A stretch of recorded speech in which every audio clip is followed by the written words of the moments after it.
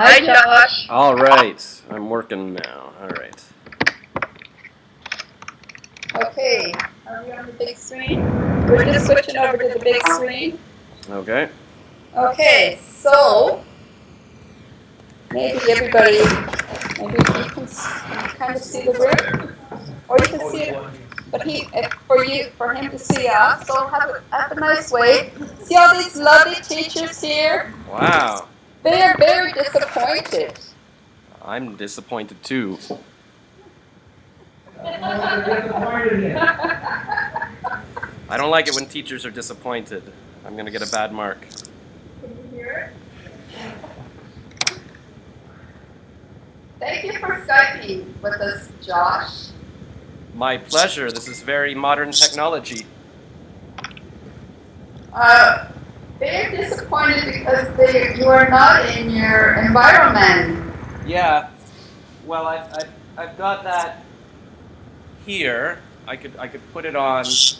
I just felt like I didn't want to embarrass myself right off the bat, but I've got my cape and I've got my long johns with the little underwear on it. And then my little leprechaun shoes. It's a whole package. And this belt from like Value Village. I'm not even sure why this was ever made in the world, but it's now for me. So Josh, are you available to go and do presentations in schools in the Toronto area? Kind of putting me on the spot. I guess. I don't know. I mean, like what kind of presentations? Climate reality presentations. Oh yeah, I gotta work on those. I think I'll need to attend one of yours or an existing one because I did the training in Chicago, and it was very a very fast 3 days. There was a lot of partying, not a lot of sleeping, and I feel like I need a refresher on exactly what to say. So I'm gonna have to work on that. Right. But then I guess I could do it. Right. Does anybody have any other questions for Josh?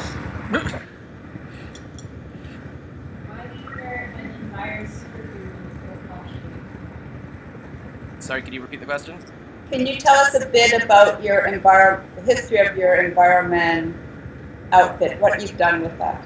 Yeah, well, I guess how it all started was that I was trying to do sort of my own environmental vigilantism, I guess. I had made up my own little brochures that I would go out and hand to idlers, and I found that it was causing me a lot of troubles. Like sometimes they would chase me down the street and threaten to kill me and stuff. So I needed to find a way to help the environment that wasn't stressing me out as much.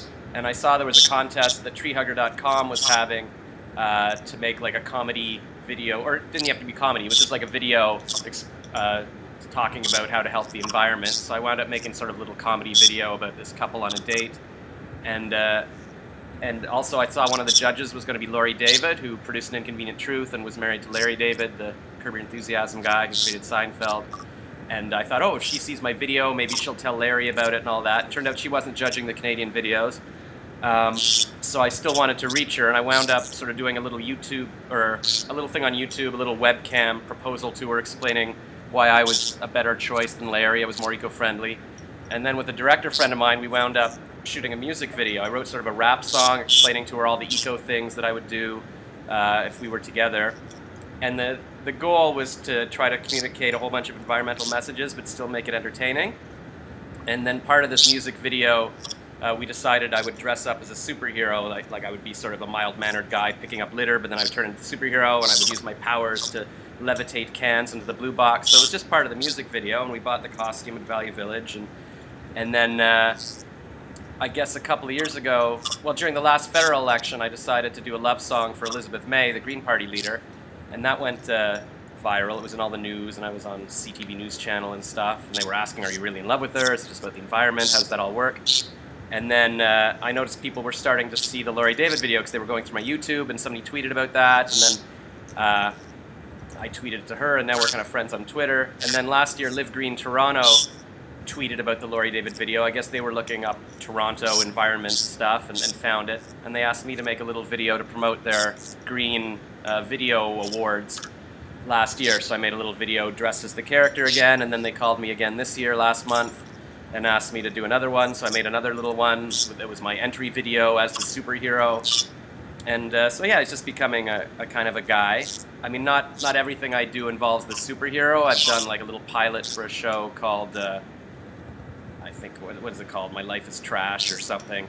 And it's about like a guy going on dates but messing up all the dates because he's too passionate about the environment and stuff. So to me, it's more about just communicating eco stuff in a fun, friendly, entertaining way. And sometimes this guy comes out because he's good. It's a good optical. It's just a good visual. It's a quick visual of, oh, he's Enviroman. It's people like it and stuff.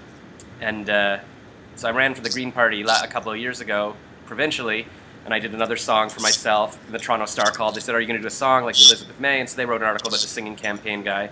So I'm running for the Green Party again this month. So I got to figure out what song to do, and maybe I'll dress up as Enviroman. I want to run for mayor as well, just for fun, and maybe Enviroman will be involved. So. That'd be super. Yeah, so that's the history of it. You know, it could be seen as silly, I guess. There are other people that try to dress up as eco people, and I think there's this guy named Steve Trash on the internet and stuff. And so it's not completely original, I guess, but I think my uniqueness is that I try to make things actually really funny to start with, and then try to slip in the environmental message as well. Because I know that even me, who's concerned about the environment, I don't really want to watch videos about the environment, or you know, it's kind of boring or scary or whatever. So I try to make things entertaining and first of all, and then once people think you're cool and funny, if you can get in that eco message, then that's a bonus. So that's kind of my path so far. Well, thanks, Josh. Any other questions? Okay, well, thanks for joining us on Skype, and I'll get back to the boring presentation, okay? No, it's a great presentation, I'm sure. Thanks so much. Okay.